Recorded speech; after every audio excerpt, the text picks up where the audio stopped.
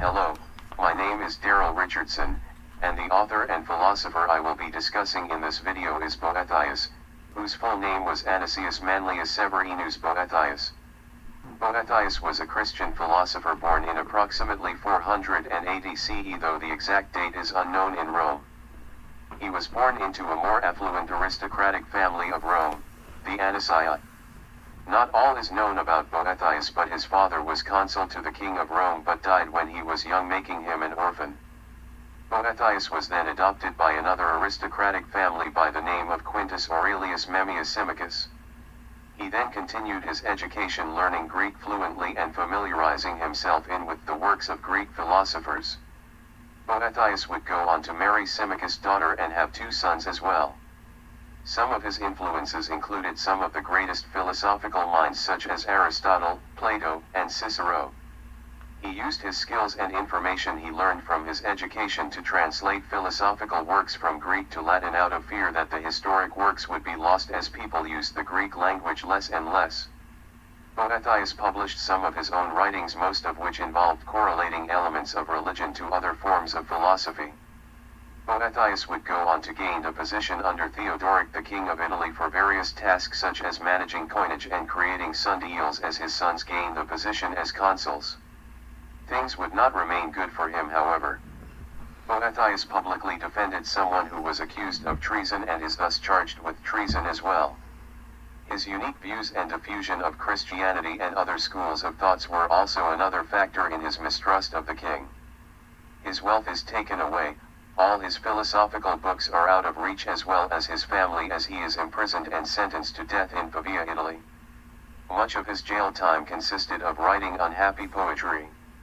While imprisoned awaiting his execution for his alleged treason, he begins to write what is considered to be his best-known writing, which is titled, The Consolation of Philosophy.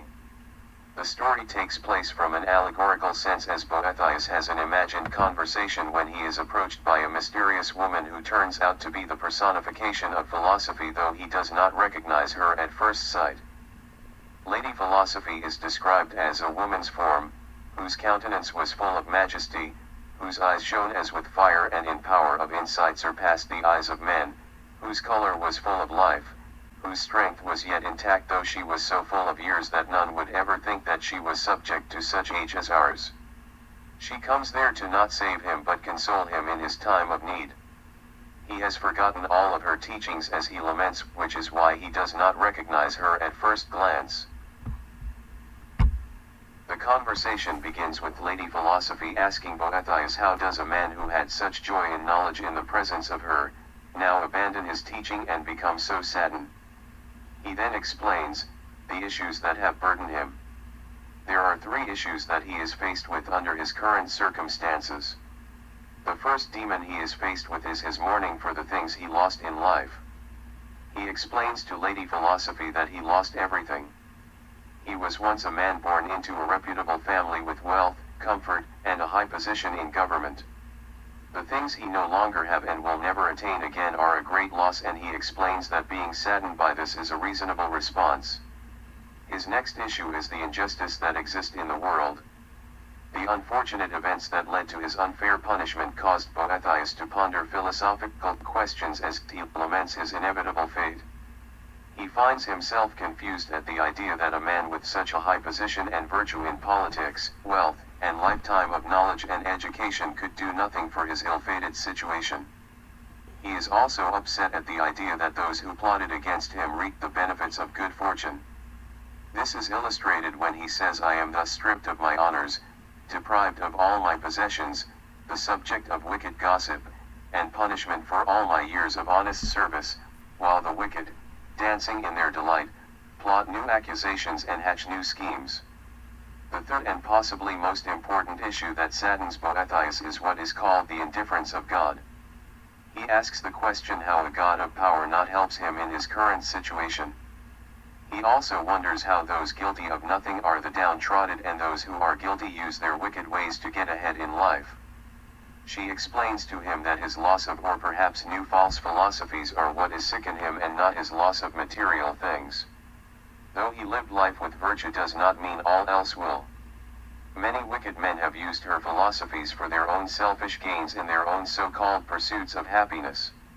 She teaches him that seeking happiness through things is not true happiness, but understanding the world for what it is and not what we want it to be is important for inner peace. If that is not understood, one's well-being, philosopher or not, will be based on one's circumstance.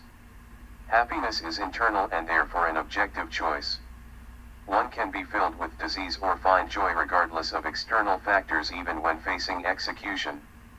I believe this is the reason why he decided to use philosophy as a way to cope with his imprisonment and death instead of religion, even though he had a background in Christianity. Those who betrayed him and prosecuted him were self-proclaimed Christians who showed no compassion and even sent an innocent man to his death. This shows that titles alone mean nothing. Whether a man identifies with philosophy, science, or religion, they are nothing more than hollow words without applying the beliefs that their doctrines teach.